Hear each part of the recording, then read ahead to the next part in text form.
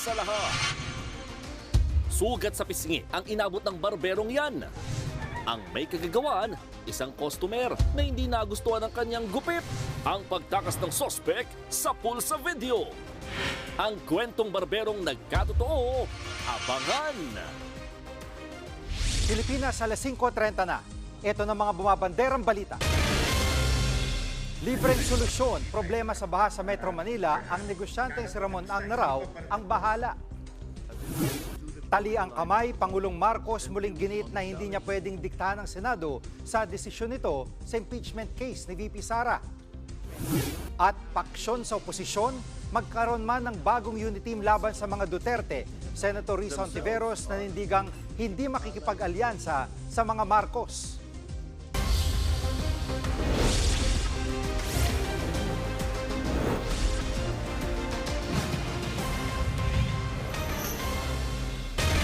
Nagsalita na si Senator Risa Hontiveros sa isyu ng umano'y namumuong lamat sa oposisyon. Nagugat ito sa mga pahayag ni dating Senador Antonio Trillanes laban kay dating Vice President at ngayon Naga City Mayor Leni Robredo. Live mula sa TV5 Media Center, nangunguna sa balita si News 5 anchor Ed Lingao. Bok, close daw sina VP at Leni at VP Sara, sabi ni Trillanes. Ano reaksyon dito ni Senator Risa? Well, Jiggy, kausap namin kahapon si Senadora Hontiveros. Ang sabi niya, wala siyang nalalaman na pagkakaibigan ng dalawa. Wala siyang alam na personal. At the same time, sabi rin niya na wala siyang narinig na anumang issue na ICC na may kinalaman kay Risa, kay Leni o kay Bam na sinasabi ni Senador Trillanes. Gayunpaman, ang sabi niya, ang talagang inaasahan nilang lahat sa oposisyon ay yung next month, yung Setyembre na unang hearing ng International Criminal Court sa kaso ni dating Pangulong Duterte. Yan daw ang inaasahan at inaabangan nilang lahat sa oposisyon at inaasahan din niya na yun din, doon din nakatutok ngayon si Robredo at si Aquino. Pakinggan natin ang pahayag ni Senadora Hontiveros. Hindi ko alam kung magkakaibigan sila at wala rin akong narinig kina Mayor Leni o Senator Bam na ganung pananaw nila sa isyung nabanggit. At Bok, sinabi rin ni Senator o ni Trillanes na si Hontiveros ang napupusuan niyang kandidato sa pagkapangulo sa 2028. Ano ang nasabi rito ng Senadora? Ang sabi Bok ni Senador Hontiveros, unang-una, salamat daw kay Trillanes sa kanyang vote of confidence para sa kanya. Pero as far as she is concerned daw, ito'y isang malaking bagay na kailangan pang pag-usapan ng lahat ng natawag niyang tunay na oposisyon bago sumapit ang 2028. Ang sabi pa niya, the next 9 months, kailangan nilang magsama-sama, mag-usap, magkasundo at higit sa lahat mag-consolidate para bumuo ng mas malakas na plataforma at mas malakas na slate for 2028. So as far as yung tanong na kung si Senador Risa Hontiveros ba ang magiging punot dulo o magiging primary o principal sa 2028 ng oposisyon, yan po ayon kay Senador Hontiveros ay hindi pa nila napag-uusapan o napagdidesisyonan. Ito po ang kanyang soundbite. Mag-uusap pa ang oposisyon. I am asking every fellow leader sa opposition na maging bukas po ang bawat isa sa amin. Kasi kailangan naming magbuo ng pinakamalakas na slate na posible. At Bok, mukhang tila may hindi pagkakasundo ang mga tinatawag na quote-unquote dilaw. Ano bang stand dito ni Senator Risa? Okay, ito Bok ang sabi niya, as far as she is concerned, she is with the opposition at malabong-malabo na siya'y papanig sa administrasyon. Be that as it may, ang sabi rin niya, hindi naman malayo ang posibilidad na mayroong mga miyembro ng oposisyon na maaring umanib o maki-affiliate doon sa administrasyon. Lalo't napaka-tempting yan na meron kang dalawang malalaking pwersa, yung Marcos administration at yung Duterte forces. So it's very tempting to pull for some of the opposition members to get pulled in one way or the other. Pero as far as he's concerned, malino ang kanyang posisyon at tingin niya importante for the opposition na i-maintain at natawag niyang center of gravity. Ibig sabihin, in other words, parang manindigan tayo sa isang posisyon, sa isang advokasya at wag tayong lumayo dito at sa ganung paraan mas dadami o mas lalakas sa kanilang puwersa at mas marami silang ma-attract at mas malaki raw ang kanilang magiging energy. Ito po yung kanyang soundbite. Sa oposisyon po talaga ako. Yun po, sa opposition po talaga. But what would you think or what would you feel if some of your colleagues in the opposition align or affiliate themselves with the Marcos administration, especially going to 2028? Well, I suppose posible na sino man sa ganitong napakahirap na politika might consider something like that at one point or another. Pero ang disposition ko talaga ay let's put forth our strongest possible alternative first. Okay, balik sa iyo, Bok. Yan ang ulat ni News 5 anchor Ed Lingao live mula sa TV5 Media Center. Pwede pang buhayin ng impeachment case laban kay Vice President Sara Duterte. Yan ang pananaw ng ilang mambabatas matapos magdesisyon ng Senado na i-archive ito. Live mula sa Pasig, nangunguna sa balita si News 5 Senate Correspondent Mean Los Baños. Mean, anong paliwanag dito ng mga senador?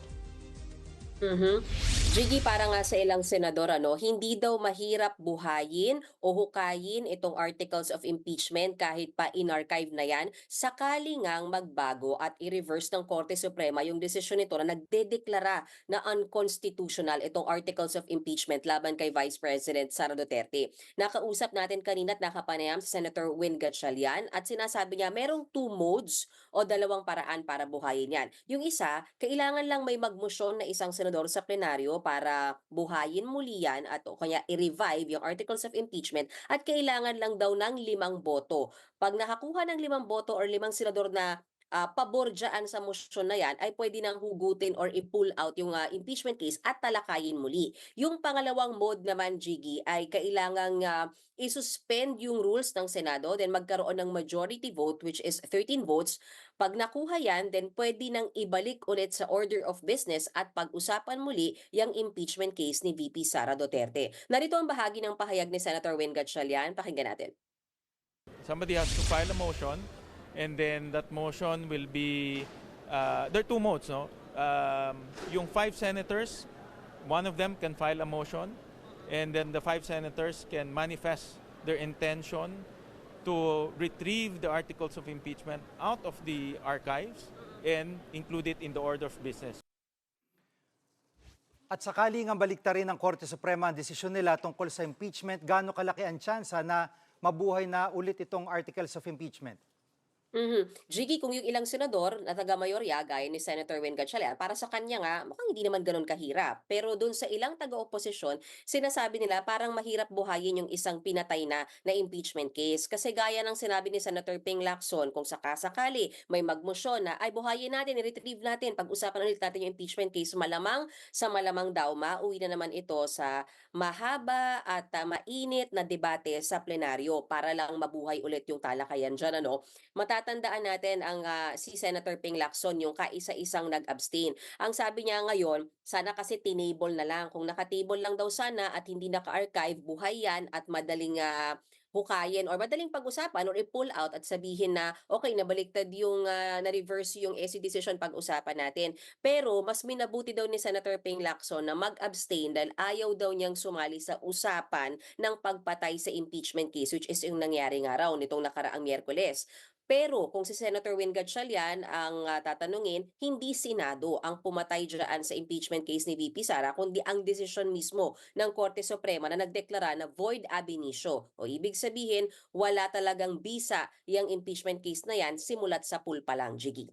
At paano kung sabihin ng Supreme Court na hindi void ang impeachment? Paano ang gagawin ng 20th Congress? Yes, yan particularly, yung sinasabi ni Senator Win Gatchalian na pwede talaga nilang talakayin ulit kasi nakasandig kasi yung ilan sa mga pinagbotohan nila ni archive is yung sinasabi nga na never nagkaroon ng jurisdiction yung Senate kasi void ab initio nga siya, wala siyang bisa. Pero pag binawi yan ng Korte Suprema, ibig sabihin valid na na-transmit yung articles of impeachment sa Senado. Therefore, pwede nga siyang buhayin at talakayin muli. At natanong natin, paano yun? Na-convene yung impeachment court ng 19th Congress, pwede pa ba yan? Sabi ni Senator Gatchalian, dapat pwede. Isa raw siya sa mga naniniwala na kahit na-convene ng 19th Congress ang impeachment court, pwedeng itawid ng 20th Congress at pag-usapan at ituloy yung paglilitis. Narito yung bahagi ng pahayag ni Senator Win Gatchalian. My position is the Senate is a continuing body. The discontinuance only refers to legislative matters. No? Hindi naman ang impeachment court is not a legislative matter. At may ano yung mga nasa Duterte block, bukas pa rin ba silang pag-usapan itong articles of impeachment sakaling may magbago sa desisyon ng SC? Kung si Senator Bato de la Rosa ang tatanungin, sabi niya bukas siya na pag-usapan ulit o ma-pull out ulit yung articles of impeachment from the archive. Respetuhin daw nila yung final decision ng SC, pabor man o hindi sa kagustuhan nila. At nang matanong na kanino ba yung kanyang loyalty, sabi niya nasa taong bayan pa rin naman daw yung kanyang loyalty. Narito yung bahagi ng pahayag ni Senator Bato de la Rosa. Hindi ako naging senador kung hindi dahil sa Duterte. Kaya normal lamang na meron akong loyalty doon kay Pangulong Duterte. Di ba? Pero pagdating kung papiliin mo ako between taong bayan at kay President Duterte, taong bayan ako. Alam nga naman, senador ako . Balik sa'yo, Jiggy. Yan ang ulat ni Men Los Baños live mula sa Pasig. Susunod, Pangulong Bongbong Marcos aminadong tali ang kamay sa desisyon ng Senado na i-archive ang impeachment case ni VP Sara. Diyan lang kayo mga kapatid, dapat una sa lahat.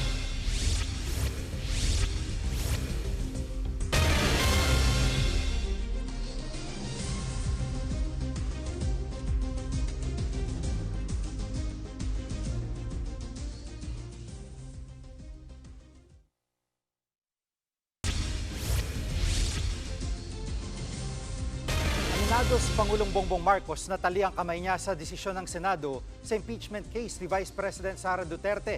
Sinabi yan ng Pangulo bago siya umuwi ng Pilipinas mula sa 5 araw na state visit sa India.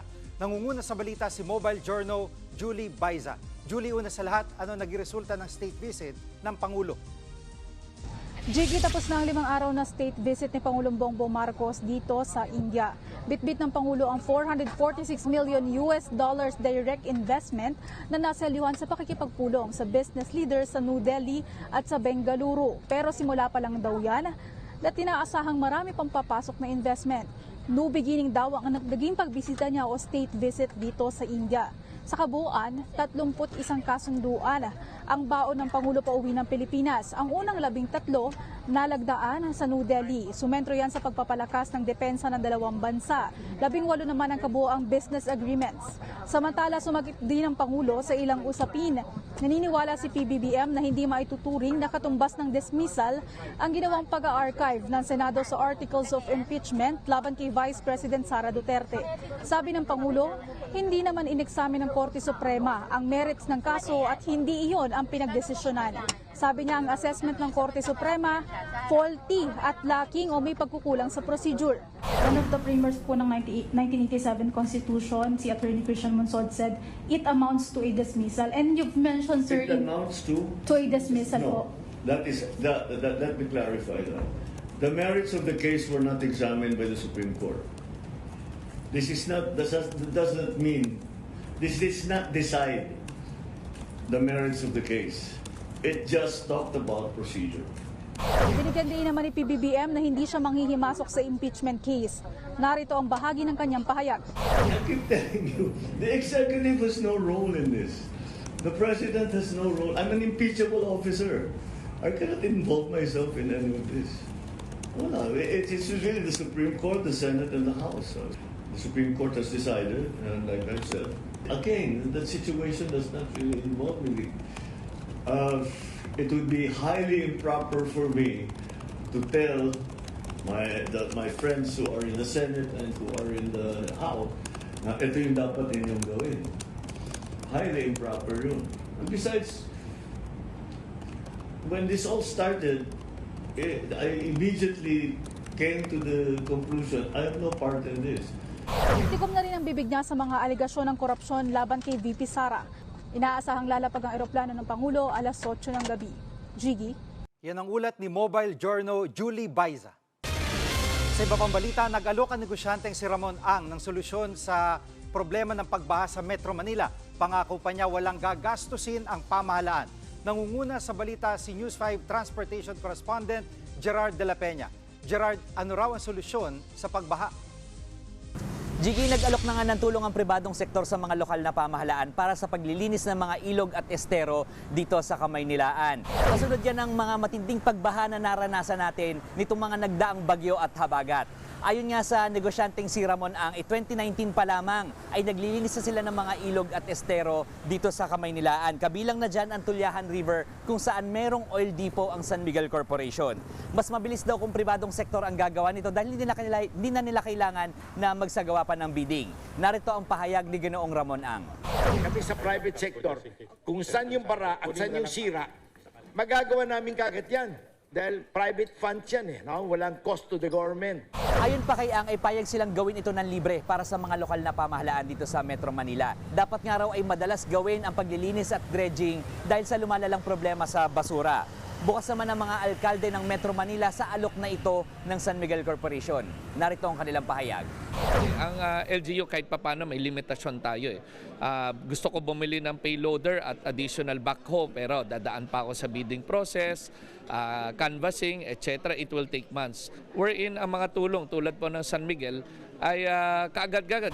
Samantala, pinuna naman ni Manila Mayor Isko Moreno ang mga flood control projects ng pamahalaan. Hindi gumagana. Now the president was caught in the dark, caught in the middle, wherein, but ganito ang baha. I think the president should be informed properly. O nagbigay siya ng pera. O ngayon, may tumodas. Wala pang komento dito ang DPWH, siyang namamahala sa mga flood control projects ng pamahalaan. Pero nauna nang sinabi ng ahensya na handa silang ipa-audit ang mga proyekto. Balik sa iyo, Jiggy. Yan ang ulat ni Gerard de la Peña mula sa Mandaluyong. Susunod, Vice Mayor ng Ibahay Aklan, binaril ng konsehal, patay. Huwag kayong bibitiw, dapat una sa lahat.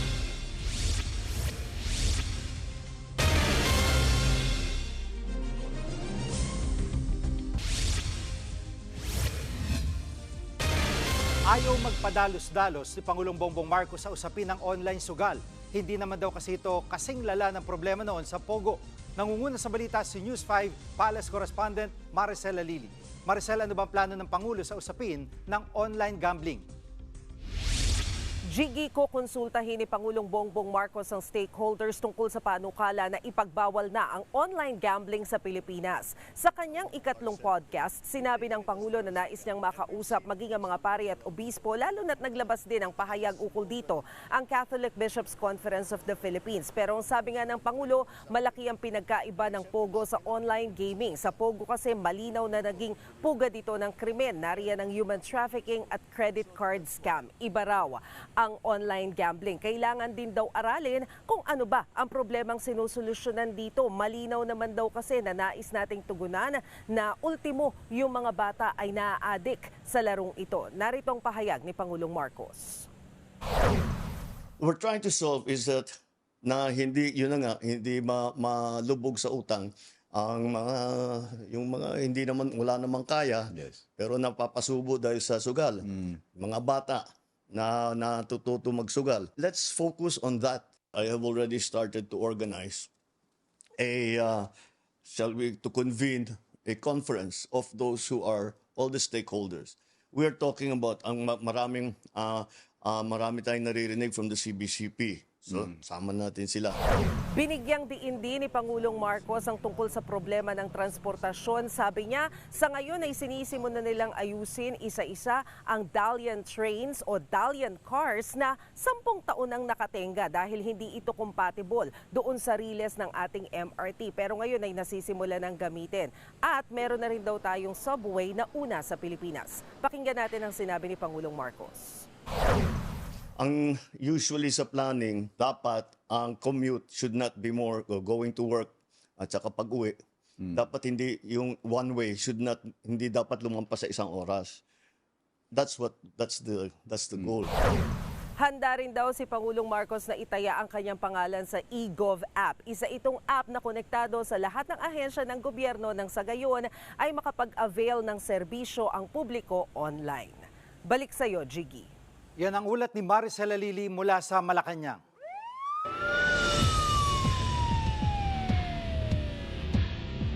Narito mabilis sa pasada sa Presinto 5. Patay matapos pagbabarilin sa loob mismo ng munisipyo si Ibahay Aklan Vice Mayor Julio Estolioso kaninang umaga. Kinilala ang suspect na si Ibahay Councilor Mirel Sinatin. Sa investigasyon, pumasok si Sinatin sa opisina ng biktima at nanghingi ng kopya ng mga ordinansa, sabay binaril sa dibdib ang biktima. Hawak na ng mga pulis si Sinatin at patuloy ang investigasyon. Sa pool sa CCTV ang pang-hold up ng dalawang riding in tandem sa isang pansitan sa Sampaloc, Maynila. Aabot sa 240,000 pesos na halaga ng mga alahas ang tinangay ng mga sospek. Ayon sa mga otoridad, katatapos lang rumonda ng mga tauhan ng barangay at mga pulis nang mangyari ang insidente. Wala naman nasaktan, tinutugis na ang mga salarin. Sinaksak sa pisngi ang isang barbero sa Quezon City. Ang salarin, isang customer na hindi umano nagustuhan ang kanyang gupit. Nahuli sa follow-up operation ng suspect na maaaring maharap sa reklamong attempted murder. Nasakot ang tatlong hinihinalang sangkot sa pagbebenta ng illegal na armas sa bypass operation ng NBI. Nasabat mula sa mga suspect ng 4 na M4 rifle at 2 caliber 45 na baril. Hawak na ng mga otoridad ang 3 habang patuloy ang investigasyon. Gary De Leon, News 5.